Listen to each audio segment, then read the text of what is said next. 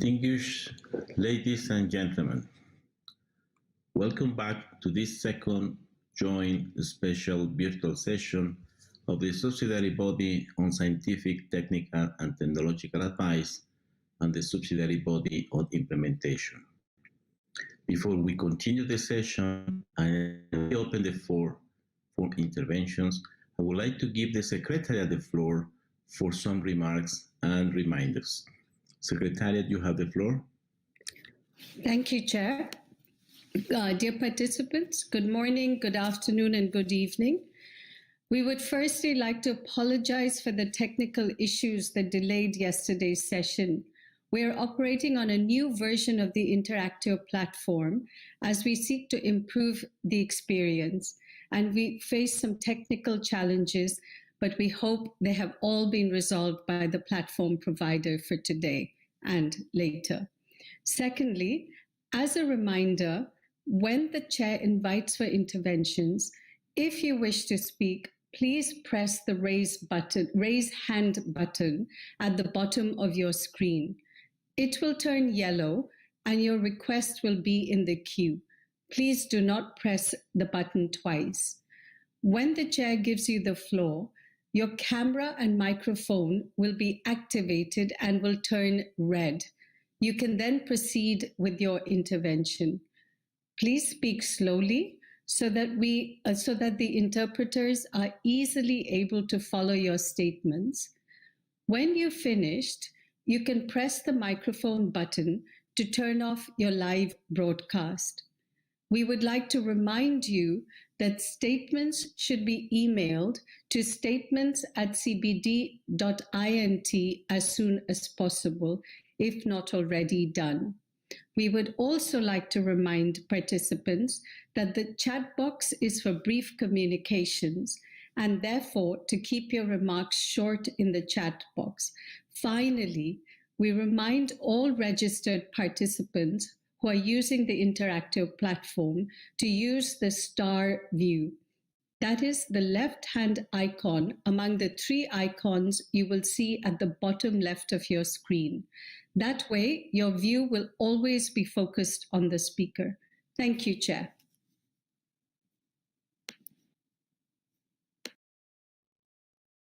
Thank you very much, Jyoti. So we will continue.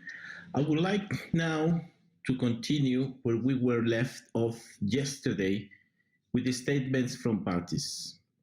We did our best to record those who request the floor, but if we miss any, you will have the opportunity to request the floor once I reopen the queue. I kindly ask you not to raise your hand at the moment.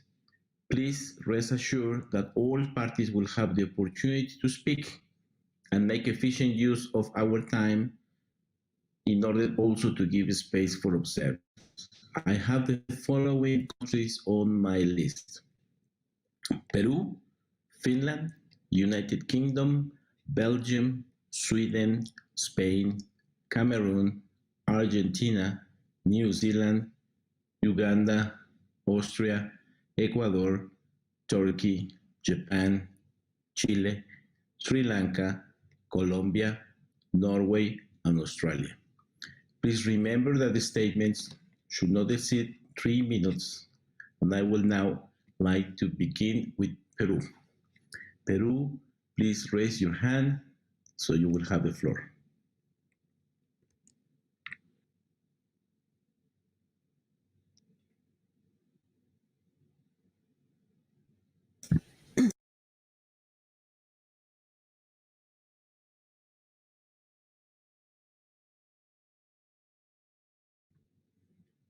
Adelante, Peru.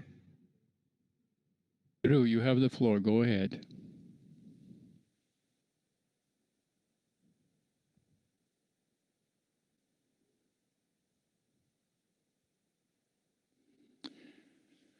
Good day, good afternoon, good evening. Can you hear me?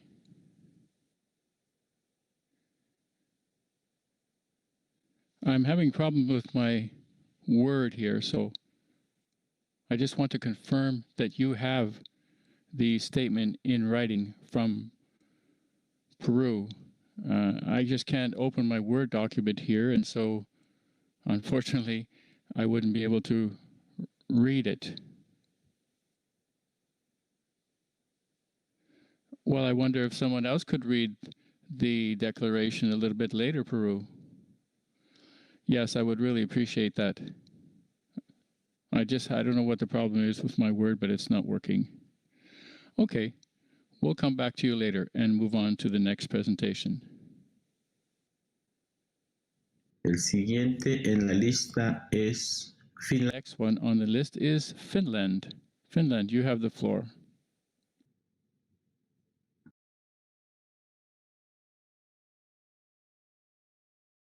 Thank you, distinguished SBSTA and SBI chairs, the Secretariat and colleagues online. I hope you can hear me. Biodiversity is a key environmental detriment of human health. The conservation and sustainable use of biodiversity can benefit human health by maintaining ecosystem services and our options for the future. Biodiversity loss jeopardizes the achievement of many sustainable development goals, including those related to food security, climate change, and poverty eradication.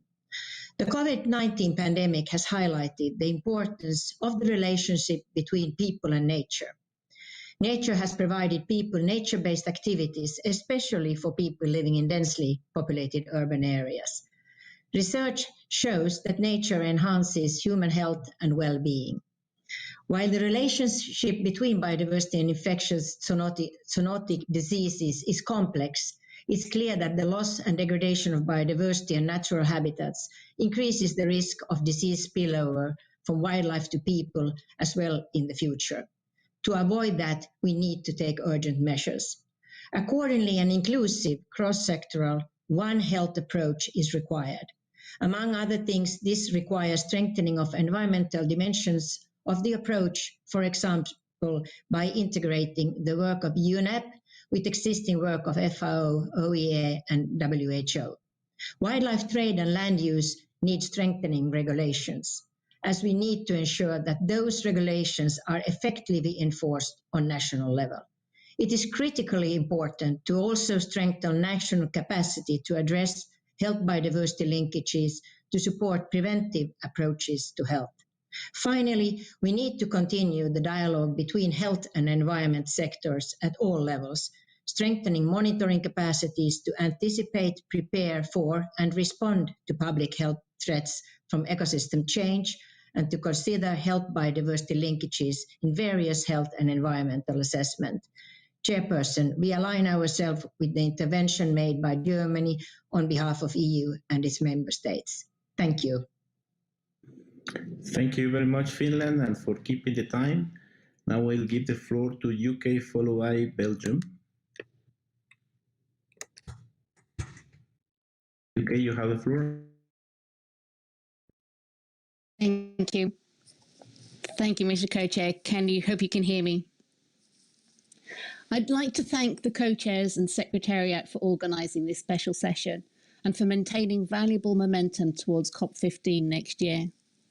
Although this year has taken a very different path to the one we expected, the UK is committed to driving forward a green industrial revolution as we build back greener from the pandemic and address the twin challenges of biodiversity loss and climate change.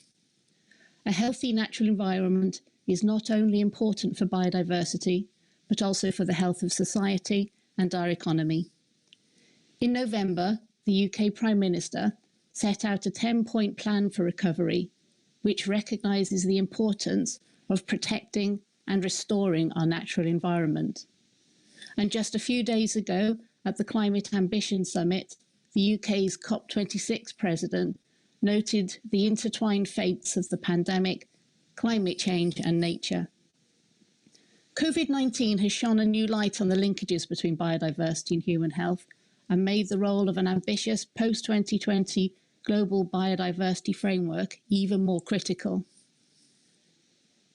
COP15 presents an opportunity to address zoonotic disease risks, to build on the existing CBD decisions, tools and initiatives, and to strengthen synergies and implementation. It is our ambition to amplify not just better visibility of the interlinkages between biodiversity, health and pandemic risk within the CBD framework, but also within other conventions. The UK supports a multidisciplinary, multi-agency and multi-sectoral approach in addressing future pandemics. Risks can be avoided or significantly reduced by the following things. First, integrating biodiversity into strategies, policies and practices to effectively address biodiversity loss alongside other cross-cutting issues such as climate change. Incorporating zoonosis risks in policies towards land use change and use of wild species. Taking further steps to reduce risks from the illegal wildlife trade by improving practices to ensure the safe harvest, trade and processing of wild animal products, and adopting One Health approaches, which means working together at local, national, regional and global level to detect, prevent and respond to threats, including zoonotic diseases. It's essential that we place nature recovery at the heart of COVID-19 recovery, and the UK has committed to an ambitious plan to do just that. Before closing, I would like to highlight the work of the Edinburgh process on the role of subnational governments and local authorities in the implementation of COP15 outcomes to ensure positive outcomes for biodiversity and human health. The UK has submitted the outcomes of the Edinburgh process to the Secretariat and looks forward to discussing them at SBI-03. Thank you, Mr. Chair. Thank you very much, UK. Let me know that Perú is ready. Perú ya está listo para regresar con su intervención. Doy la palabra a Perú. Adelante. Muy buenos días, señor presidente.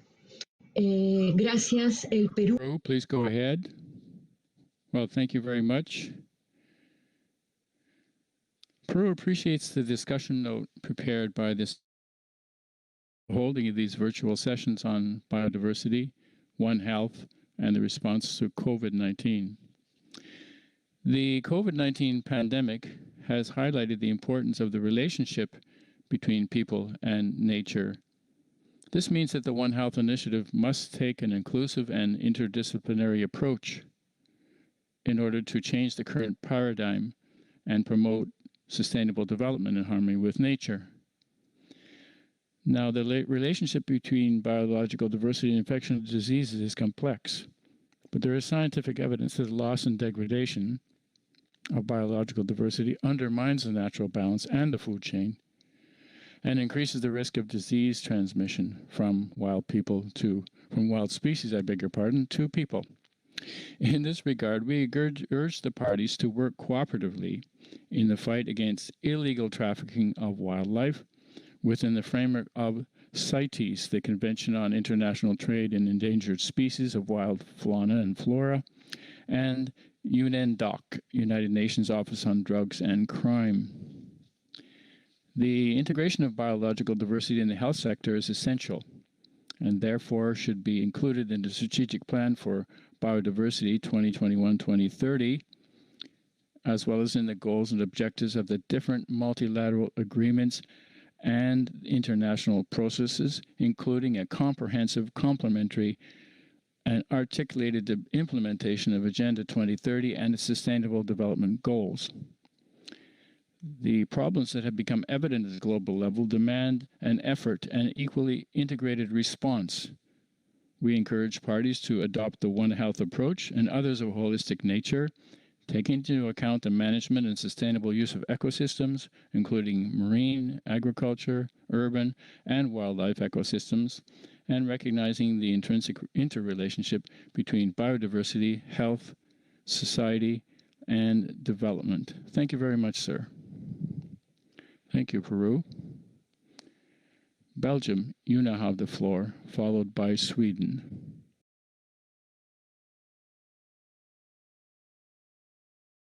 You hear me? Yes, hello. Thank you.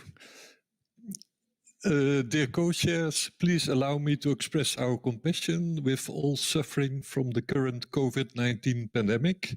The high economic and social cost of the pandemic again exemplifies the crucial importance of safeguarding biodiversity, biodiversity mainstreaming, and the importance of a One Health approach. In that regard, Belgium highlights IPBES expert group message that global strategies to prevent pandemics based on biodiversity protection, restoration, and sustainable use would cost a lot less than the average annual economic damages caused by current and future pandemics. Belgium would like to underline the importance of the three objectives of the CBD for integrated, transdisciplinary, and structural One Health approaches, balancing animal, plant, ecosystem, and human health. Furthermore, a One Health approach should incorporate both natural-related human health risks, such as the origin of COVID-19, and nature-related human health and welfare benefits.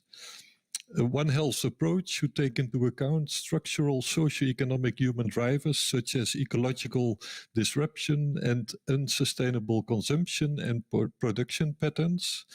We need to enhance understanding of the importance of the CBD and its three objectives for One Health prevention, preparedness, early detection and action, whilst taking into account local stakeholder involvement, especially from vulnerable populations.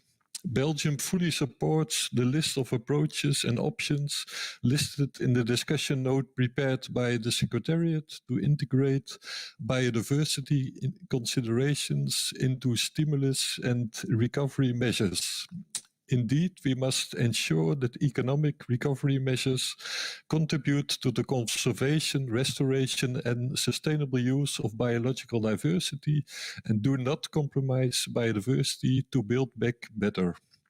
Belgium believes it is important to reinforce the links between biodiversity and health in a One Health approach throughout the entire post-2020 global biodiversity framework in all relevant goals and targets, highlighting the crucial roles of conservation, restoration, and sustainable management of all components of biodiversity for health. Furthermore, two specific actions can be mentioned. First, we supported an ambitious target tackling illegal harvesting, trade, and use of wild species. And second, we want to highlight the need to address biosecurity issues related to pandemics risks, to improve biodiversity at all levels, biosecurity at all levels, and in relation to local and international trade. With this statement, Belgium reiterates previous CBD decisions in support of One Health and supports most conclusions of the recent IPBES pandemic workshop report. Thank you, co-chairs. Thank you. Thank you very much, Belgium. Now we'll give the floor to Sweden, followed by Spain and Cameroon for you to be ready. Sweden, you have the floor. Thank you. Do you hear me? Thank you. Distinguished Executive Secretary Marima, distinguished chairs of SBSTTA and SBI, distinguished colleagues, ladies and gentlemen, it is reassuring that the international biodiversity community is still able to meet in these difficult times when most of us are still suffering one way or the other from effects of the COVID-19 pandemics. Our heartfelt sympathy goes to all who have lost friends or family members. Sweden is aligned with a statement made by Germany on behalf of the EU and its member states. Humanity is pushing the precious ecosystems of Earth to the limit and beyond. We need to acknowledge the linkages between the loss and degradation of biodiversity and poor health, including the increased risk of disease spillover. These are some reasons why the post-2020 Global Strategic Framework for Biodiversity must consider the health dimension, including in its goals and targets. The COVID-19 crisis has taught us that countries and leaders around the world can act quickly and decisively when faced with a common threat. This is something that we must build on with regards to the biodiversity crisis. The recovery should, both in the short and the long run, address the drivers of biodiversity loss. We must ensure a green recovery by investing in and unlocking the potential of nature. And today, the Swedish Parliament will decide on next year's state budget. It will increase green investments by almost €1 billion. These investments will mitigate climate change, restore wetlands, protect areas with high value for biodiversity, give people access to nature, preserve pollinators and other threatened species, and create new jobs. All of this will have important co-benefits for people's health. One Health continues to be a crucial concept integrating the health of people, animals, and ecosystems. We very much appreciate the developing cooperation between WHO, the FAO, the OIE, and the CBD in this regard. Sweden has a long-standing engagement in One Health, not least in the area of antimicrobial resistance. Finally, I'd like to draw the attention to Stockholm Plus 50, a high-level UN meeting that Sweden has offered to host in Stockholm in June 2022. It aims to redefine our relationship with nature and foster a green recovery through a transition towards sustainable consumption and production, as well as securing people's health, leaving no one behind. Thank you. Thank you very much, Sweden, and thank you for the invitation. Ahora doy la palabra a España, seguida de... Now I will give the floor to Spain, followed by Cameroon and Argentina.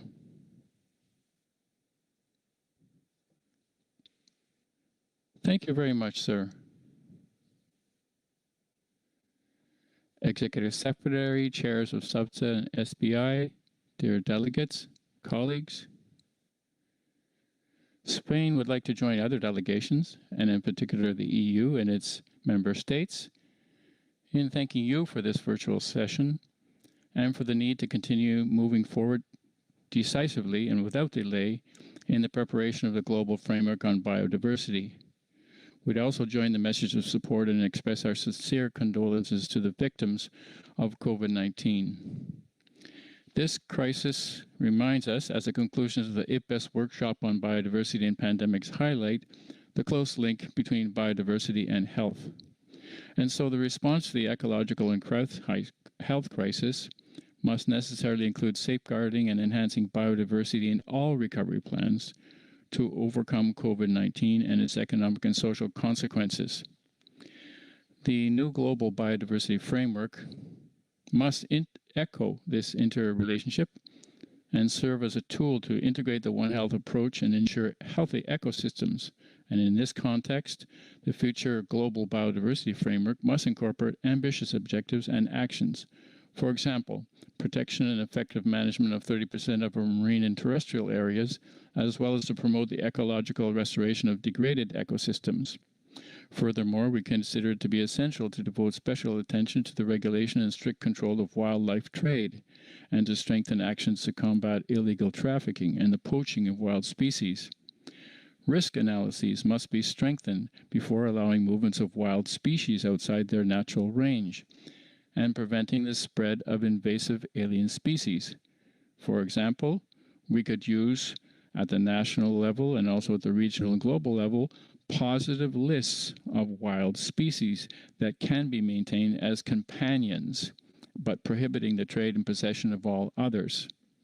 Finally, we believe that the new global framework must also pay attention to green infrastructure and the improvement of urban biodiversity, which plays a fundamental role in the health and well-being of citizens.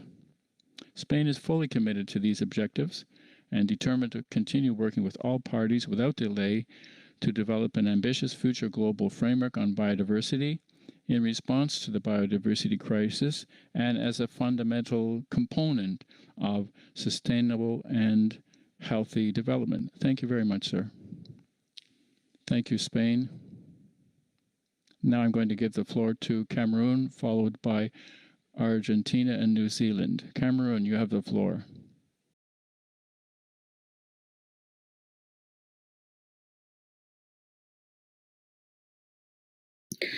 Cameroon, you have to raise your hand, please. Okay, thank you. Do you hear me?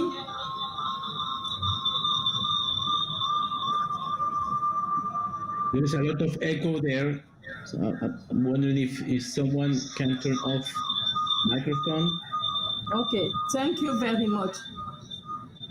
Okay, thank you for the opportunity given to me. We want to thank the Secretariat for this initiative, and Cameroon support the statement made by South Africa yesterday on behalf of Africa. Chair, we recognize that as per Principle 15 of Rio Declaration, the absence of full scientific certainty shall not be used as a reason for postponing cost-effective measures to prevent environmental degradation. But we also think that to be effective in our approach to appropriately combat COVID-19 in conformity with the theme of this virtual session, it is important for the cause or origin of this pandemic to be clearly determined. Is it a pandemic of zoonotic disease or a biotechnical risk origin? So, whatsoever be the case, it is evident that we stick to the domain of intervention of the CBD, whose actions have a prime goal to promote the right to a healthy and productive life in harmony with nature. Ladies and gentlemen, while acknowledging the fact that the One Health approach should be based on scientific evidence and draw listen and conclusion for the scientific work conducted by the eminent experts from all over the world, Cameroon thinks that the COVID-19 crisis permits us to reveal the importance of our nature, particularly plant, and most African countries and Cameroon embark on trailblazes on medicinal plants, which are pending the necessary clinical trials. This demonstrated the effectiveness of the solution offered by nature, which provide most of the elements for pharmaceutical industries. All this underlines the importance of the preservation and the promotion of our cultural roots and associated traditional knowledge. Therefore, believe that the discourse on the One Health approach should grant a significant position and listening here to the IPCL, who are custodians and protectors of most our culture, traditional knowledge, and associated ethics, can play a vital role in situations of scientific uncertainty. Thank you, Chair. Thank you very much, Cameroon, for your intervention. Now I give the floor to Argentina, followed by New Zealand, Uganda, and Austria, for you to be ready. Argentina tiene la palabra. Gracias, señor. Argentina, you have the floor.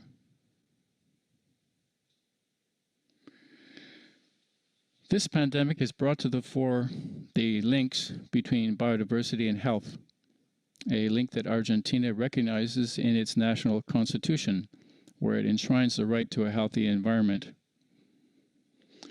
So these links require a holistic and multi-sectoral approach, as proposed by the One Health.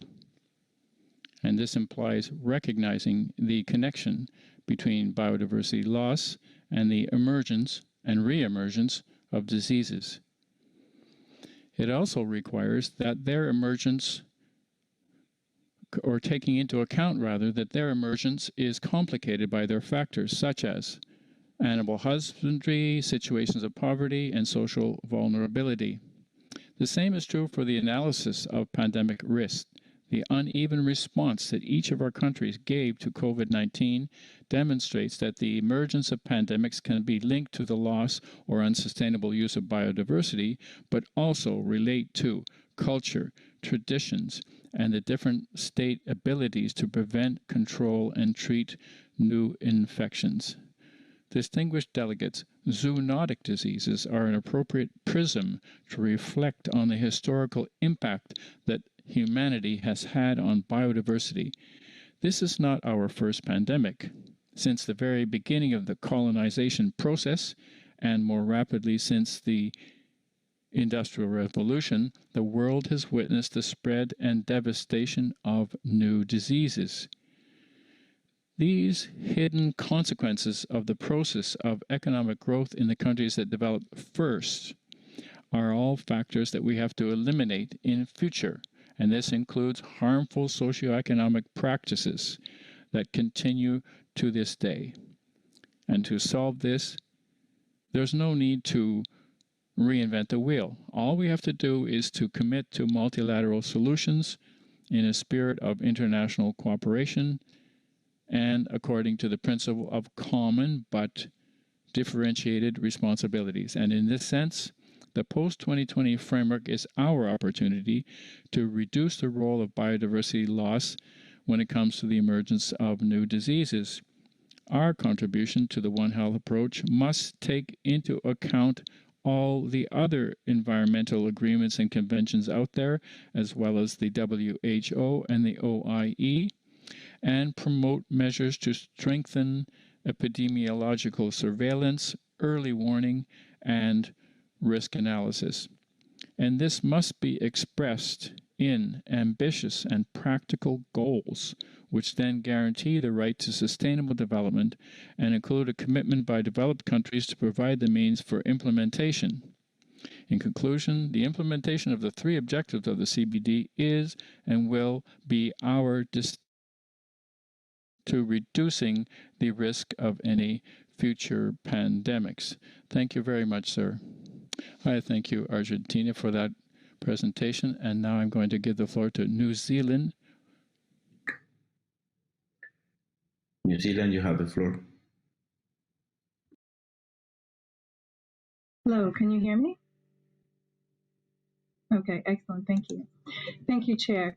New Zealand commends the work of the Convention and the Secretariat for its leadership on One Health and in the role it has undertaken in recent years to better understand the role of the ecosystem in the One Health approach.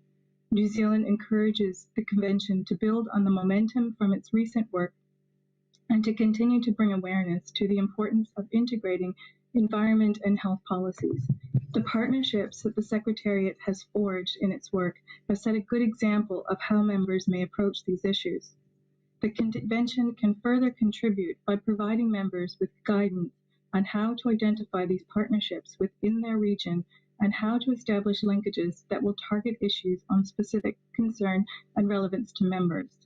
The analysis papers that have been published on economic recovery have provided valuable insights into the challenge for countries that need to balance recovery while ensuring environmental integrity is maintained.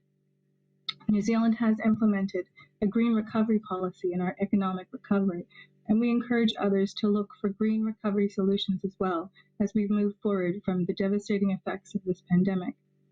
As these effects will take time for us all to recover from, we suggest the Convention provide ongoing guidance and share best practice and innovative examples of how countries incorporate environmentally sustainable solutions into its recovery efforts. We recommend that we share and learn from each other through the work of the Secretariat as we emerge from the pandemic and look to build back better. New Zealand acknowledges the work of the Convention and other international organizations who have provided strong justification for the One Health approach to be used when developing mechanisms to address environmental and conservation concerns. We recommend that the post-2020 Global Biodiversity Framework include clear references to the One Health approach, and that it is identified as an overarching concept in developing the framework. The framework should capture the key elements of the biodiversity-health linkages and the known drivers of emerging infectious diseases. Identifying specific targets and indicators for these elements is key to directing our progress towards reducing our risk for the emergence of future pandemics and for the improvements of human health by preventing further biodiversity loss and degradation to ecosystems. Thank you. Thank you very much, New Zealand. Now I'll give the floor to Uganda, followed by Austria, Ecuador, and Turkey. Uganda, you have the floor.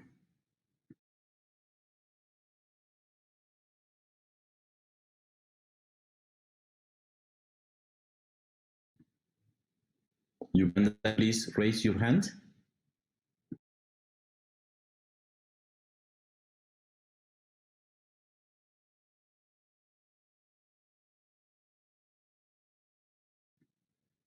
Meanwhile, I give the floor to Austria. Austria, you have the floor. No, Uganda is ready. Uganda, you have the floor.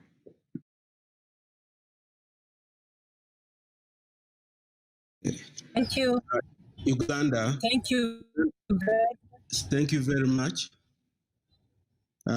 Uganda joined South Africa, speaking of Africa, and appreciates the studies done under the Convention regarding health and biodiversity, including the recent studies undertaken by the Secretariat on the context of the COVID pandemic. Indeed, pandemics and new emerging diseases negatively influence global and national socioeconomic, political, and health policies and interventions. We need a healthy earth in order to have a healthy human being. Hence, we recognize the linkages between biodiversity and human health and the need for multi-sectoral and holistic approaches to address the common drivers of biodiversity and disease risk and ill health.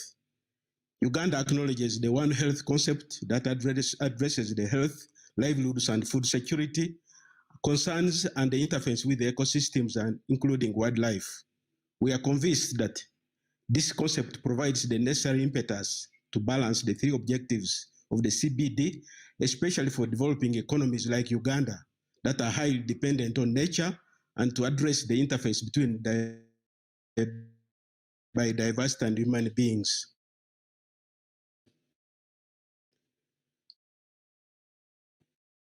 The responses to the questions relate, therefore, to the following.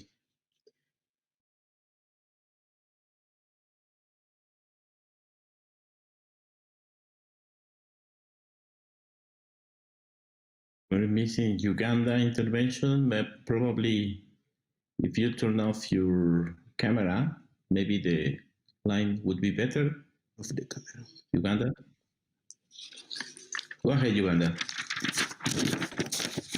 So the program of work on biodiversity and human health should be enhanced in order to tackle the main drivers of disease and to respond to trends in a timely manner. Restoration of biodiversity ecosystems continues to limit the emergence and spread of infectious diseases by boosting the ability of ecosystems to provide products and services such as medicines, food, and nutrition security to support health and communities. Legal trade in wildlife species should be safe to ensure sustainability of biodiversity and to stop the spread of infectious diseases. Effective evaluation of biodiversity and value addition should be undertaken by parties to enable biodiversity to play its meaningful role in socioeconomic development, for instance, from the use of traditional medicines and pharmaceutical products. We should take meaningful measures to enhance conservation and sustainable use of target species that contribute to human health and well-being. COVID-19 pandemic has shown that the tourist revenue is not sustainable. Accordingly, conservation requires deliberate financing aside from reliance to tourist revenue. Hence, the adequate financial resources for biodiversity need to be put to be part of the post-2020 global biodiversity framework. Recovery plans for the biodiversity sector need to be prioritized in the economic stimulus packages of countries and need to be incorporated into monitoring plans, including aspects that relate to livelihood enhancement, to strengthen to strengthening laws and policies, to the mobilization of resources nationally and internationally, and managing land use effectively. Thank you. Please conclude, Uganda. Thank you very much for giving the time. Now I give the floor to Austria, followed by Ecuador, Turkey, Japan, and Chile. Austria, you have the floor. Thank you very much. I hope you can hear me. Thank you. Chair, distinguished delegates, colleagues, we thank the Secretariat for organizing this special session, which also serves as a rehearsal for virtual sessions of SBSTA and SBI next year. We do hope that the formal meetings of the subsidiary bodies can take place very early next year, either online or in person. We definitely need to move our work forward. We align ourselves with the statement made by Germany on behalf of the European Union and its member states. Almost never before, human beings had to experience the consequences of nature destruction so deeply and comprehensively. The pandemic affects our health, our social life, and our economies in all parts of the world. There is compelling scientific evidence that human activities are at the root of the problem. Human activities that drive biodiversity loss and climate change are also the drivers of pandemics such as COVID-19. We would like to congratulate IPBES on its workshop report on the interlinkages between biodiversity loss and pandemics. It not only provides a wealth of information, but also offers options for solutions. And the good message is, it is also in our hands to prevent future outbreaks of zoonotic diseases. The post-2020 Global Biodiversity Framework will be crucial in this regard. We think that the mainstreaming agenda of the CBD provides an important vehicle also to avoid future pandemics. Full and effective integration of biodiversity protection into all sectors and policies will be crucial. The post-2020 framework needs to make the interlinkages visible, for example, also by demonstrating how the various targets and activities contribute to a transformative change and thus contributes to prevent future pandemics. We also believe that communication strategies related to the post-2020 framework need to address prominently the interlinkages between biodiversity protection, human health, and pandemics.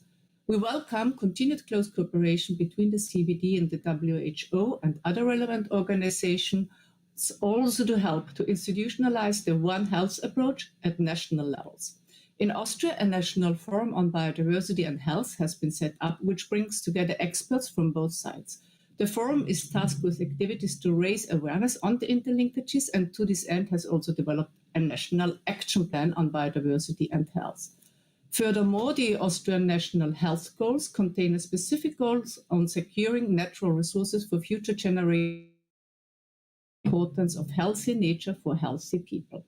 Finally, Chair, it is my great pleasure to take this opportunity also to share with you the information that the Austrian government has decided to support the work of the CBD on biodiversity and health with a voluntary contribution of 12,000 euros. Thank you very much.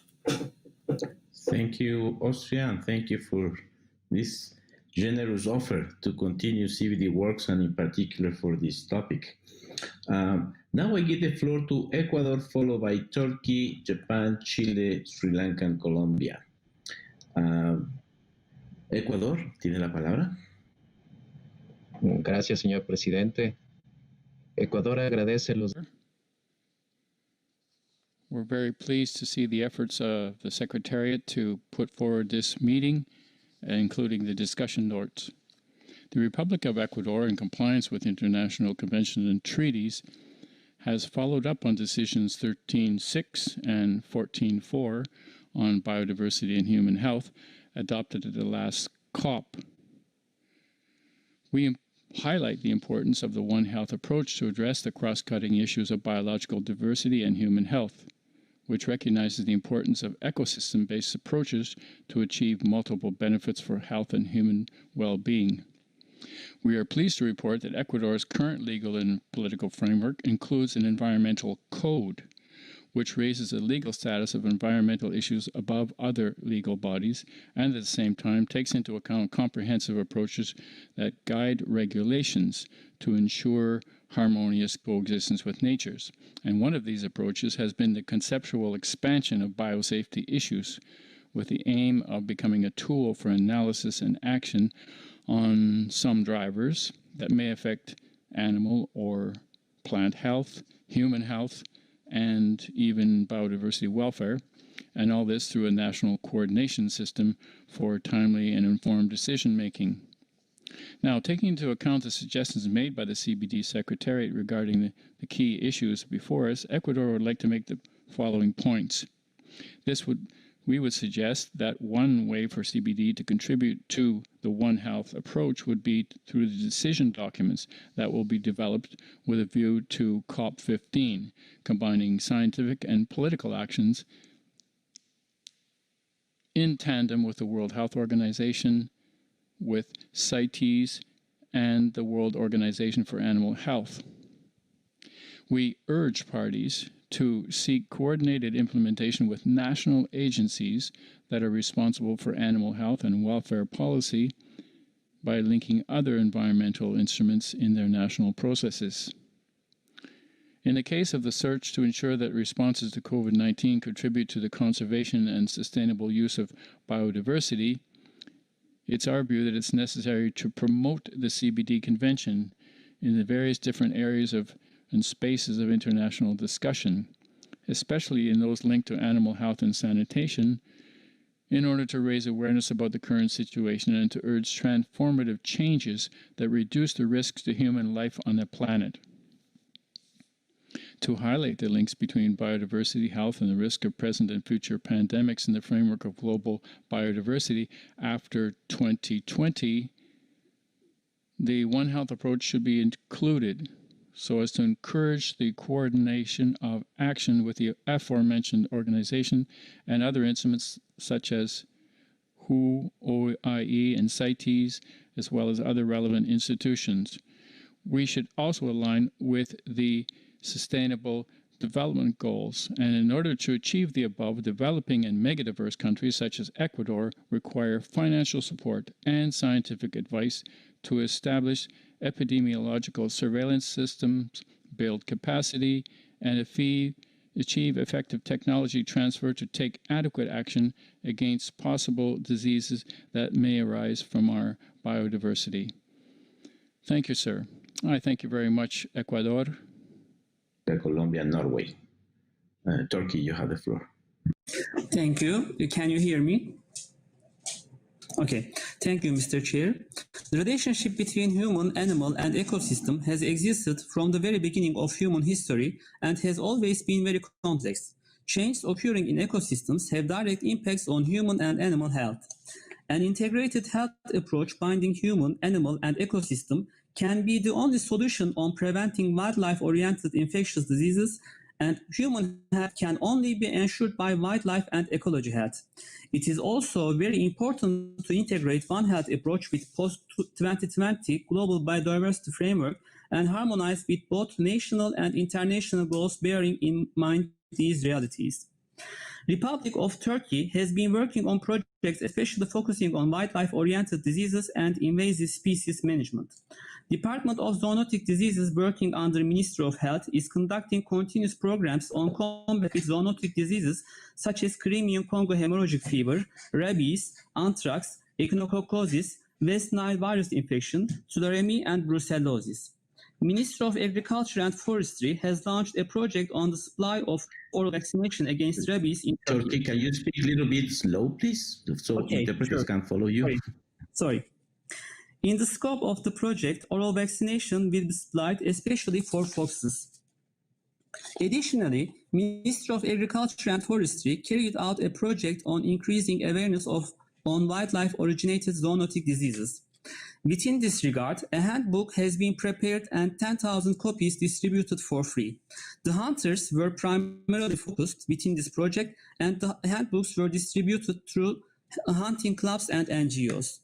For an increased institutional capacity, Ministry of Agriculture and Forestry has held a 3-day well-attended seminar on wildlife-oriented zoonotic diseases. As an emerging problem on ecosystems, invasive alien species and measures to prevent them is another priority area for us. 2 projects focusing on addressing invasive alien species threats in Turkey have already been launched. Turkey, with the conscious of importance of the biodiversity on society and environmental health, continues many other projects. Within the scope of National Biodiversity Inventory and Monitoring Project, and the inventory of all biodiversity regions of the country has been obtained, and the species and the areas that are currently being endangered or possess importance are being monitored. A great number of new species were recorded for the first time to the world literature. In order to conserve our natural resources, to ensure their sustainability, and to take benefit efficiently, the threats were also determined and the data were stored in a database, and by taking necessary measures, nature conservation policies are being developed. Initiated in line with this need, the project titled Recording Traditional Knowledge held in Turkey will compile traditional products in... Please conclude, Turkey.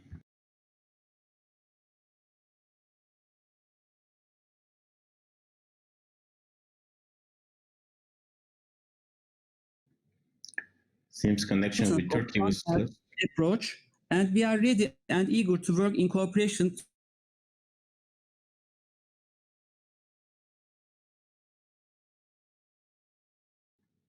Well, seems connection is lost with Turkey. I thank Turkey for its intervention. Now I'll give the floor to Japan, followed by Chile, Sri Lanka, Colombia, and Norway. Japan, you have the floor. Thank you. Can you hear me? Okay, thank you very much, Mr. Chairman. We believe this virtual session is an important opportunity to show the world that even under these difficult circumstances, we are addressing the biodiversity issues appropriately. First of all, Japan would like to thank the COP presidency, Egypt, all the Bureau members, and the Secretariat of the CBD for organizing this important session. This session reminded us that the 2050 vision, living in harmony with nature, exactly matches the world we are trying to achieve after COVID-19. We must adapt the new framework as soon as possible and develop NBSAPs in order to build a resilient world against the unknown infectious diseases. Based on these perspectives, Japan would like to emphasize that we need to proceed with the development of the post-2020 global biodiversity framework, taking into account the four following elements. First, in order to maintain healthy ecosystems, we need to make decent local communities through the conservation and sustainable use of local biodiversity. Japan has been promoting the Satayama initiative with many partners. This initiative can contribute both to recovering from the COVID-19 and preventing the new pandemics. Second, we have to build healthy relationships between human and wildlife. In Japan, we are now facing wildlife encroachment into human settlement by wild animals with no sense of threat by humans due to population decline. In addition, invasive alien species are affecting biodiversity and also our society, for example, by carrying pathogens with them. It is important to be aware that infectious diseases can spread from humans to wildlife, including endangered species. It is necessary to address the issue of our relationship with wildlife appropriately. Third, we need to redesign our socio-economic system. It is important to make supply chains legal and sustainable, to set measurable targets to visualize them, and also to build decentralized society. Fourth, we recognize the importance of open science and the need to ensure easy access to genetic resources and requisite information in order to facilitate sustainable and resilient recoveries, as well as to mitigate the impact of future pandemics. Thank you very much. Thank you very much, Japan, for keeping the time. Now we give the floor to Chile, followed by Sri Lanka, Colombia, Norway, and Australia. Tiene la palabra, Chile. Buenos días, ¿me escuchan bien? Yes, good morning. Could you hear me? Does everyone hear me? Great. Well, thank you very much, sir. I'm very pleased to be able to participate in this meeting. So we're sending you warm greetings from Chile. We recognize the value of having organized these joint virtual sessions between SBI and SBSTA. We believe that the role of these subsidiary bodies is fundamental for the successful implementation of the Convention. The scientific, technical, technological, and implementation dimensions are central to addressing the biodiversity crisis that we face as humanity. And in this sense, the health crisis in which we find ourselves, caused by COVID-19, once again reinforces the need to listen to scientific evidence and to integrate its recommendations and conclusions into our guidelines and solutions.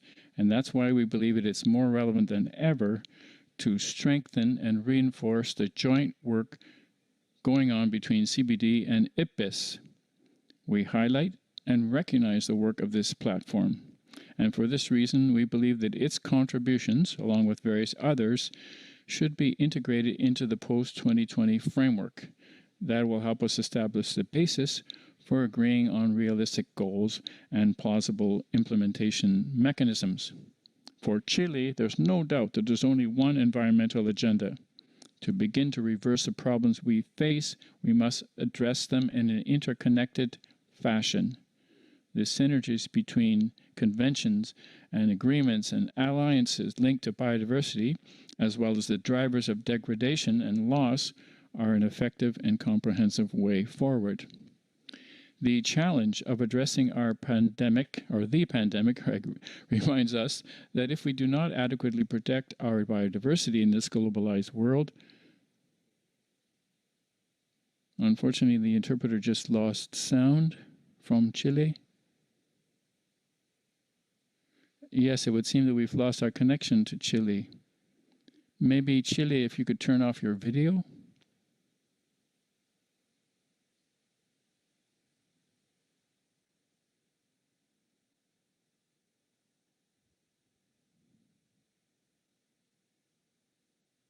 Chile, do you hear me?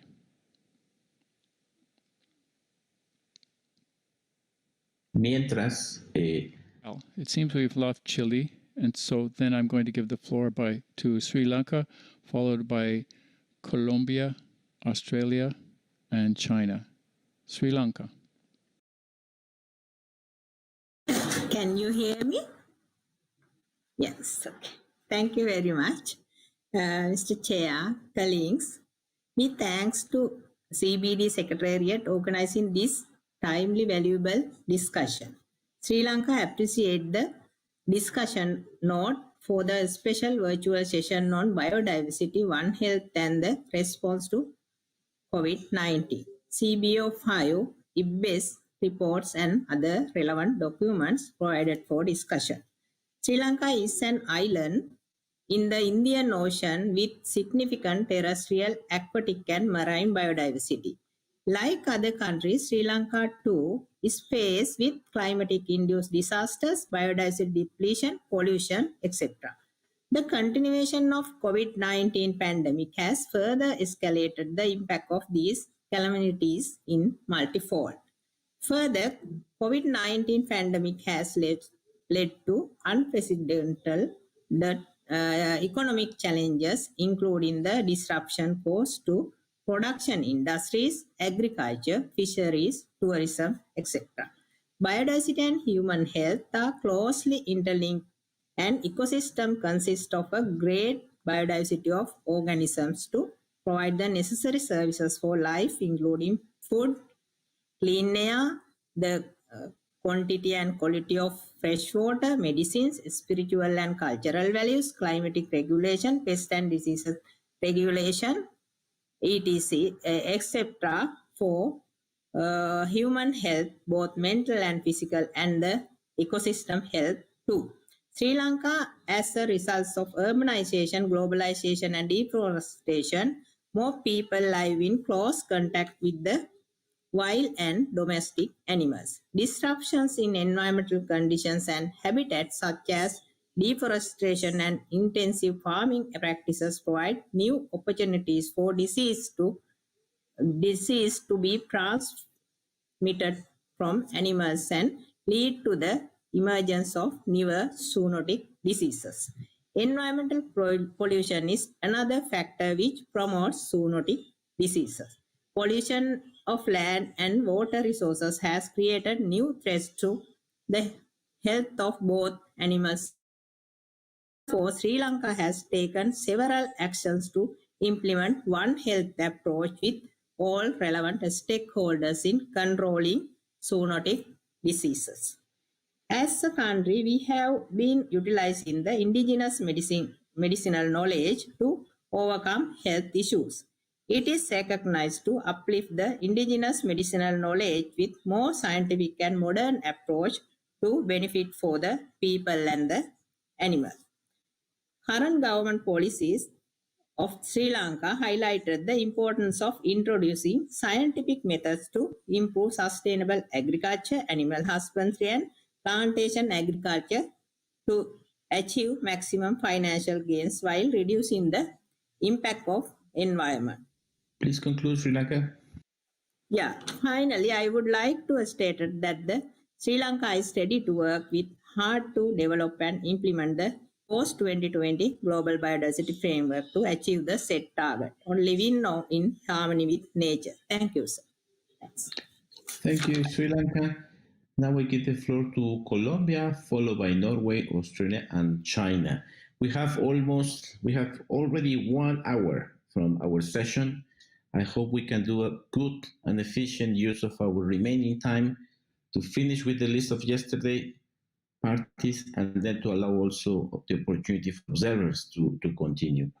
Colombia tiene la palabra. Colombia, you have the floor. And hello to all colleagues. I won't repeat how the COVID-19 pandemic has highlighted the linkages between human health and healthy ecosystem and has proven that the survival of our species depends on keeping a healthy planet, which requires, of course, solving the planetary crisis of climate change and biodiversity loss. But to avoid the repetition of a similar crisis, we believe that the global biodiversity framework needs to reflect those linkages and their complexities, adopting a comprehensive approach. The framework will also need to include the necessary measures to ensure a green or sustainable recovery from COVID-19, avoiding new pressures on biodiversity loss due to the reactivation of productive sectors. Consequently, Colombia believes that at least the following actions need to be considered by the parties during the negotiation process. First, integrating the WHO One Health approach as part of the theory of change of the framework and ensure that strong targets and indicators are designed to address human, animal, and environmental health. Second, addressing unsustainable patterns of production that endangers ecosystems' health by mobilizing and empowering productive sectors towards the design of sustainable food, agricultural and stock systems with a more efficient use of land that dramatically reduce deforestation and land use transformation, and positioning also circular economy to promote the efficient use of water resources, energy, and fertilizers. Third, addressing the unsustainable patterns of consumption that endanger ecosystems' health by promoting a diversified, healthy, and sustainable diets through the enhancement of agroforestry and silvopastoral systems, measures that we see can easily be included under Target 9 of the updated education efforts and better mechanisms of information to provide consumers with useful data to make responsible choices. Fourth, include a relevant commitment with a green recovery to COVID-19 that includes at least the assessing of national negative and positive incentives to biodiversity conservation and sustainable use so that harmful subsidies can be eliminated and national expenditure is coherent and sustainability. And B, incentivize the financial international system to consider sustainability as a prioritized criteria in their portfolio of credits and investments so that recovery packages remain sustainable. Fifth, invest in the protection of nature as the best strategy to avoid the repetition of similar crises, allowing nature to restore and people to receive their benefits by A, protecting at least 30% of terrestrial and marine areas of the planet by 2030, under Target 2 of the updated draft as promoted by the High Ambition Coalition for Nature and People, and B, designing, financing, and implementing nature-based solutions as cost-effective tools to address biodiversity and climate change challenges while creating jobs, green jobs for the recovery process. 6, promote an economy based on sustainable use of biodiversity to the promotion of bioeconomy, for which an ambitious Target 12 on the use of benefit sharing and genetic resources is of paramount importance. And finally, 7, addressing zoonosis challenges from a preventive perspective by creating the capacity to identify hotspots of emerging diseases, and as many colleagues have said, working between the organizations, the WHO and CITES. And with that, I will conclude with our 7 points. Thank you, Chair. Gracias, Colombia. Invito a los países a mantenernos en los tiempos establecidos. Very much, Colombia, and I would call on all countries to stick to your time limit if you could, please. Chile, I'll give you another half minute to finish your comments. Chile? Go right ahead, Chile. Well, thank you very much. Can you now hear me? Yes, we can. Yes. Yes, go right ahead.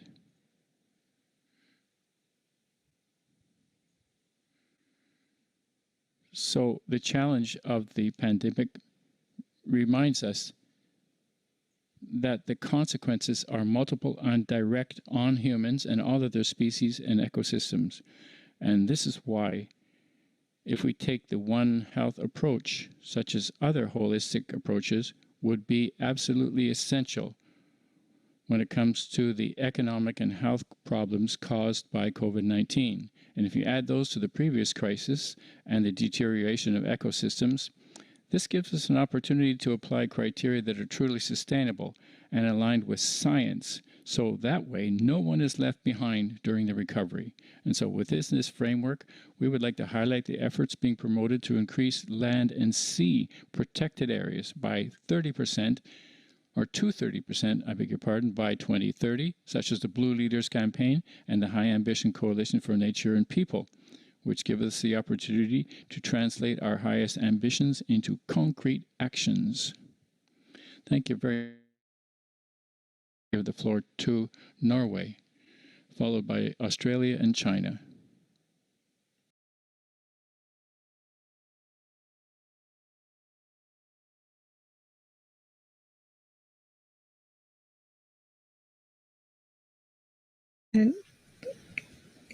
Thank you, Mr. Chair. You hear me? First of all, Norway would like to thank the Secretariat and others involved in organizing this special virtual session on health and biodiversity, allowing continued work during these difficult times. As we enter the 12th month of the COVID-19 pandemic, it is not difficult to agree that pandemics represent an unparalleled threat to the health and welfare of people across our planet. We are also increasingly aware that the continued loss of biodiversity is a health risk multiplier and a major driver in the emergence of pandemic threats such as COVID-19. The recent EPBS report on pandemics is clear. The same human activities that drive climate change and biodiversity loss also drive pandemic risks through impacts on our environment. This underscores the importance of our work creating a successful post-2020 global biodiversity framework, a framework that succeeds in fostering transformative change across society, an approach that integrates biodiversity and health concerns. Without preventative strategies, we can expect that pandemics will emerge more often, spread more rapidly, and do more damage than COVID-19. While the concept of One Health has been with us for some decades now, we perhaps only now slowly truly understand the importance of the synergies between disciplines it requires, and the impact its solutions and approaches can bring to the table. In Norway, One Health is a concept that has attracted attention from both the scientific community and authorities. Work on antimicrobial resistance is a good example on how different ministries in Norway have come together to design and implement a truly transdisciplinary policy connecting all the dimensions of One Health, humans, animals, and environment. We have established antimicrobial resistant reduction targets for animals, including farmed fish, for the period 2015 to 2020, and are proud to have reached all of them. Next week, we are aiming at releasing an updated report summarizing knowledge gaps in antimicrobial resistance from a Norwegian perspective. The report is a result of cross-sectoral work across 4 different governmental departments. Norway is happy to witness that the One Health vision is making its way forward. Thank you. Thank you very much, Norway. Now I'll give the floor to Australia, followed by China. Australia, you have the floor.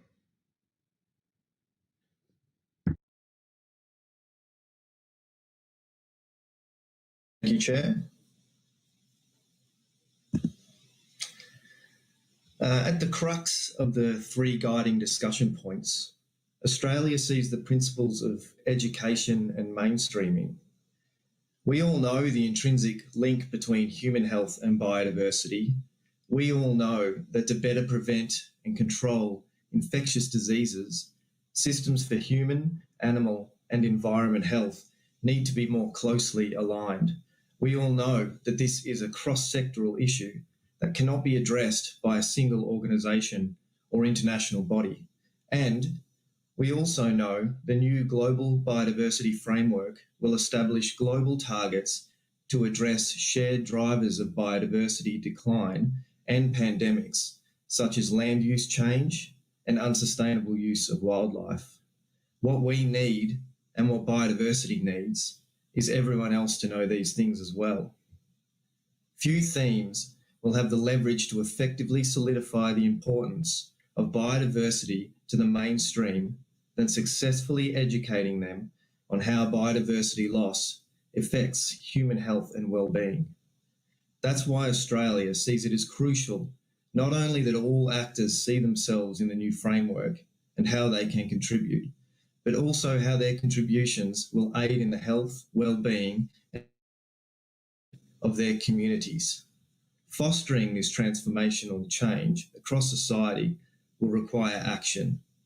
Action to reform our education systems so that our next generation internalise the interlinkages between environment, human and animal health. Action to galvanise global frameworks and institutions towards an integrated One Health approach. Action which builds on our scientific research capabilities, but also improves our ability to communicate this knowledge in ways that resonates across society and government. In the end, the new framework should support individual countries to unite towards a global goal of reducing threats to biodiversity, which in turn will reduce threats to human health posed by biodiversity loss, including high-risk human-wildlife interactions. And with proper education and mainstreaming, the pursuit of global reform to prevent future pandemic events arising will also result in improved animal welfare, habitat protection, and biodiversity and conservation outcomes. Thank you. Thank you very much, Australia. Now I give the floor to next co-presidency to China. China, you have the floor.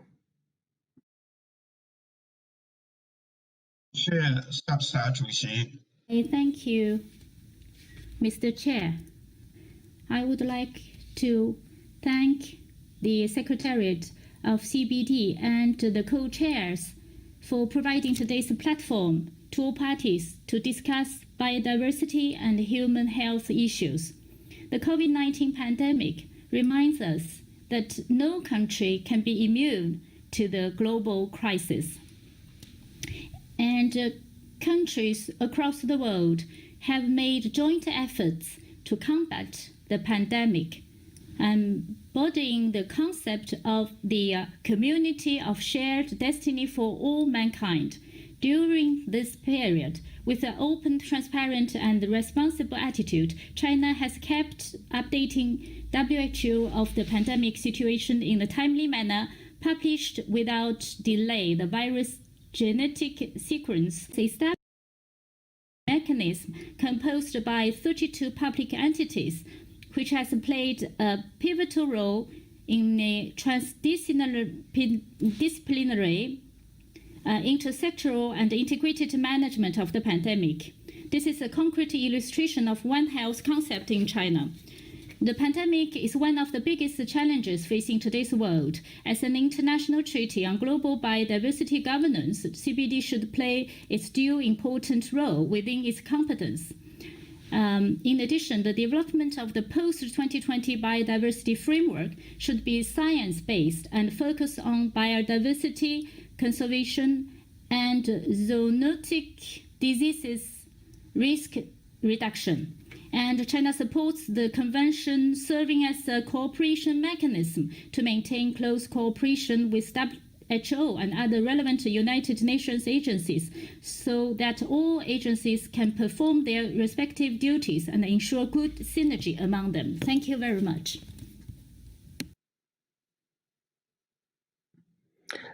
Thank you very much, China. That was the end of my list from yesterday. If any other party would like to take the floor, please now raise your hand. I hope we can manage that in the remaining time. In 45 minutes, we can cover parties and also observers. So I'll give the floor to parties to finish this block. And I have Saudi Arabia, you have the floor, followed by France, Iran, and Costa Rica. Saudi Arabia, you have the floor.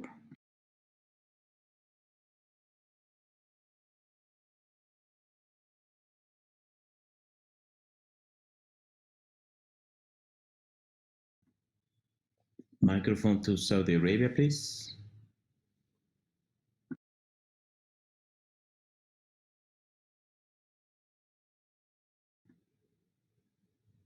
Meanwhile, I'll give the floor to Iran, followed by Costa Rica. Iran, you have the floor.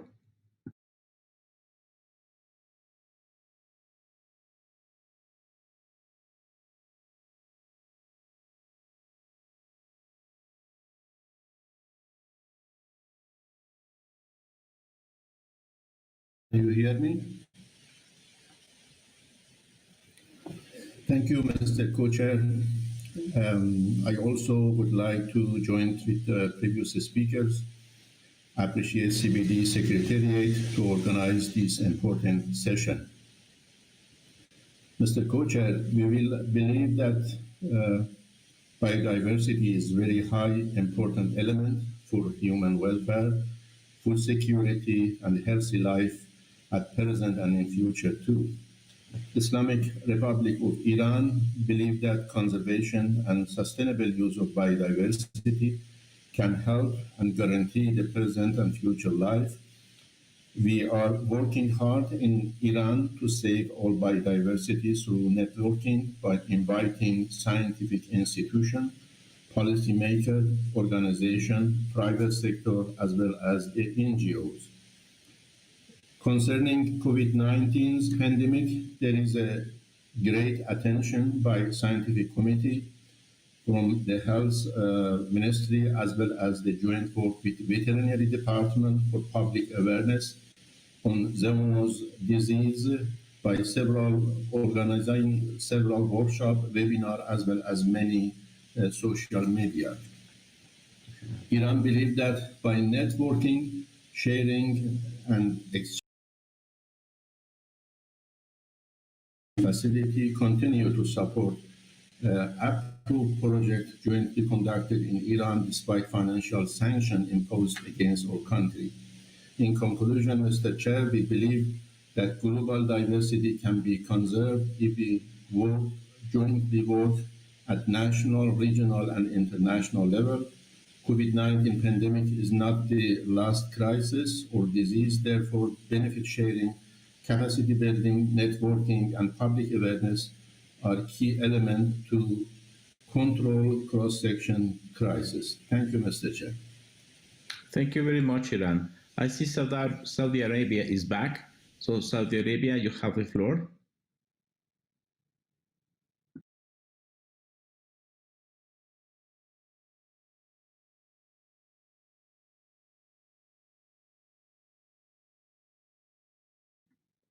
We cannot hear you, Saudi Arabia.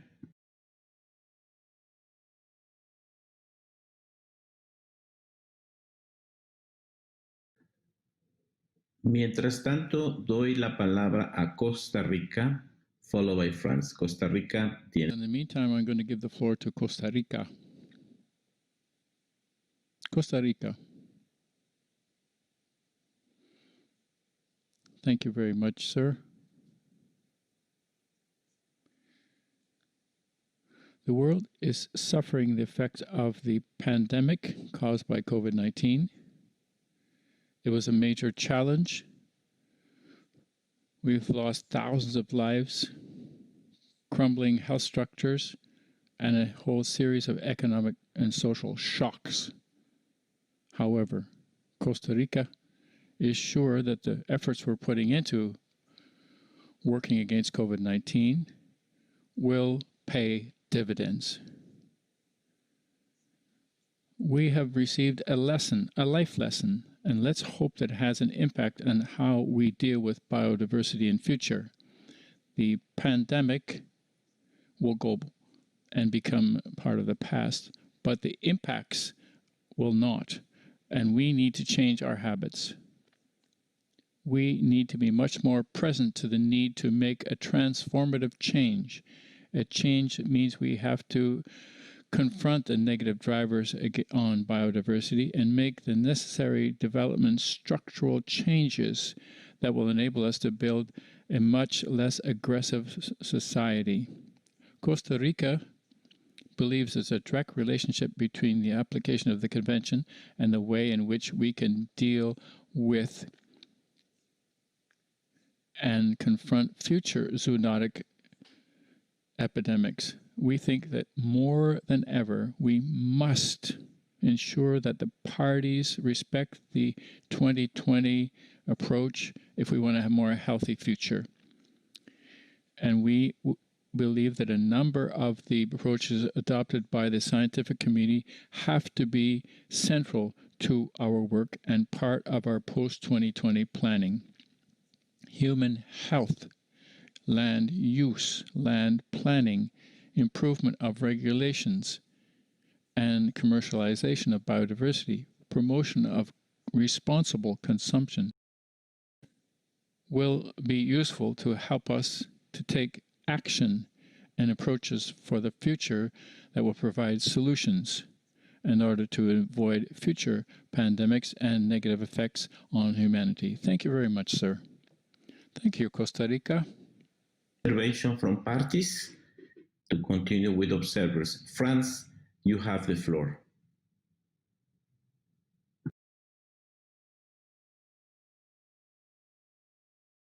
Bonjour, est-ce que vous pouvez m'entendre? You hear me? Yes, perfect. Thank you, Mr. Chair. The latest EPBES report about the links between pandemics and biodiversity reminds us just how vulnerable our societies are becoming to biodiversity collapse. Close collaboration between scientists and policymakers is vital to the ability to react effectively, and this is what France has done from the moment the crisis hit. The update of the Global Biodiversity Framework is our opportunity to champion ambitious commitments to putting biodiversity on the path of regeneration, drastically reducing the major anthropogenic stressors affecting biodiversity and enhancing the synergies between biodiversity conservation and other issues, particularly via implementation of nature-based solutions, all the while making sure they are beneficial to biodiversity. The framework will have to be implemented through well-defined pathways with appropriate indicators and a robust transparency and responsibility framework to be put in place by the parties, as well as through sufficient resource allocations. France, along with Costa Rica, and I welcome them, and several partners, supports the adoption of a 2030 target to protect 30% of land and 30% of seas, which takes into account the interests of Indigenous peoples and local communities via the High Ambition Coalition for Nature and People. This objective addresses the call of the scientific community to enhance biodiversity protection in order to limit contact between humans and wildlife, which are a significant factor in the emergence of zoonoses. International regulation and control of the trade in wild species must become a priority if we intend to contain the risk of zoonoses. This goes hand in hand with an ambitious policy of combating land conversion and degradation, deforestation, and imported deforestation, to which France. Finally, it seems vital to us that the linkages between the CBD and other players in the prevention of pandemics be further enhanced under the One Health approach. Science has a key role to play in making a case for the necessary transformations. In this respect, France proposes the creation of a One Health high-level expert council involving experts on the issues around biodiversity. Thank you very much. Thank you very much to France. With this, we finish with interventions from parties. Thank you for your cooperation. Now I hand the floor to my colleague, Ms. Charlotta Sorkis, SBI Chair. Charlotta, now you have the floor. Thank you very much. Thank you very much, Ezekiel. And good morning, good day, and good evening to all. I would now like to start to open the floor for interventions by representatives of a major stakeholder groups. And after that, time permitting, I will open the floor for EGOs and NGOs. And please note that each statement should not exceed 3 minutes, and you have the clock time. So I will start with a representative of indigenous peoples and local communities, followed by youth. So if Miss Juliana Uppön, if you can raise your hand. You have the floor.